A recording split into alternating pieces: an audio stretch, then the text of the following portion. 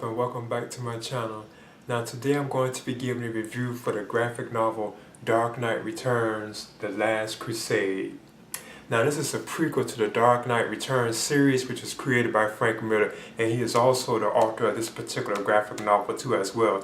Now this story details like the last adventure with Batman and Robin before Batman has to retire, So it actually is detailing his last adventure and what he went through and so on. So it does make for like a good read and an interesting story too as well. Plus the artwork in this book was very good. I thought he did a good job on the artwork. The story was excellent too as well, the dialogue was good. Now there are some like loose ends in the story too as well. Like I guess some of the stuff dealing with like poison ivy, I thought that was kind of, off and kind of confusing, They didn't really need it, but I think they just added it to make the story much longer. But overall, I thought this was a pretty decent book.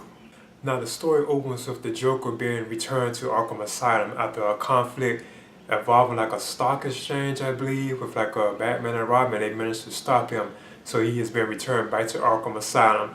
But then as the story goes on, you get to see like little incidents of like Batman or Bruce Wayne himself being like, he feels like he's getting old, like, he's like, his muscles are sore, he's injured, very easily and so on. Because he actually has like a battle with like these Joker gang members.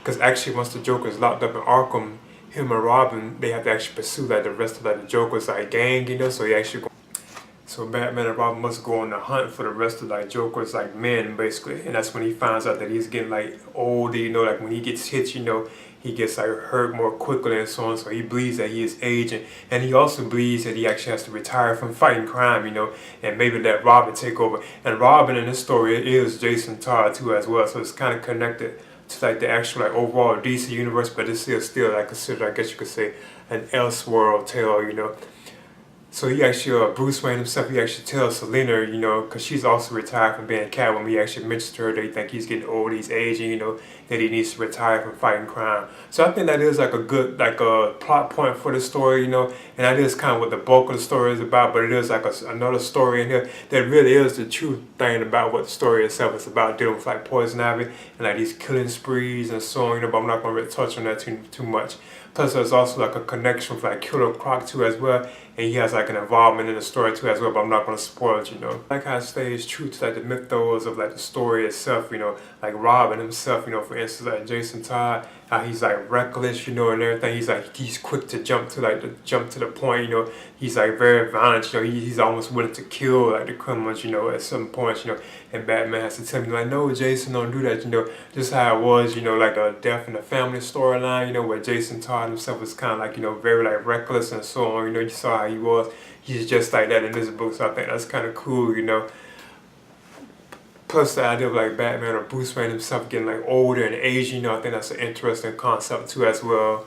Now the other characters that make appearances in here, you have like Poison Ivy, Killer Croc, Alfred, they show up and make appearances too as well, Like Alfred kind of has like a big role, he's just there to help Bruce Wayne, when he's like healing and he's hurting and so on, And Bruce Wayne is even telling him that he believes he's getting old, he shouldn't be fighting the crime anymore.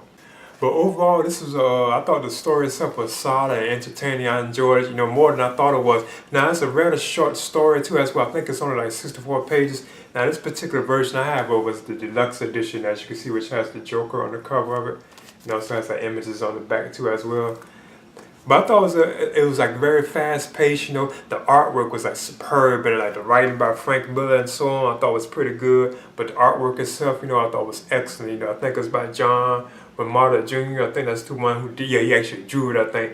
And then you have Peter Seigerwald. I think that's like Seigerwald who did the actual, I think, coloring for it. They did a good job, and the artwork is like real good in this book, But overall, like I said, I thought this was a good read, And it does kind of fit into like the Dark Knight Returns like universe, But it does still seem at times like it was really no need for this story, Like they didn't really have to do this, But it is kind of cool to see what happened before the Dark Knight Returns, the actual graphic novel, that story, But I'm giving this story, The Dark Knight Returns, The Last Crusade, I kind of want to give it a B, but I'm going to go ahead and just give it a B minus, because there's all certain like weak elements in it, which kind of keeps it from being real good, So I'm going to give this a B minus, and I'm going to highly recommend this for like fans of like the Dark Knight Returns like story, So yeah, please leave a comment and subscribe too as well.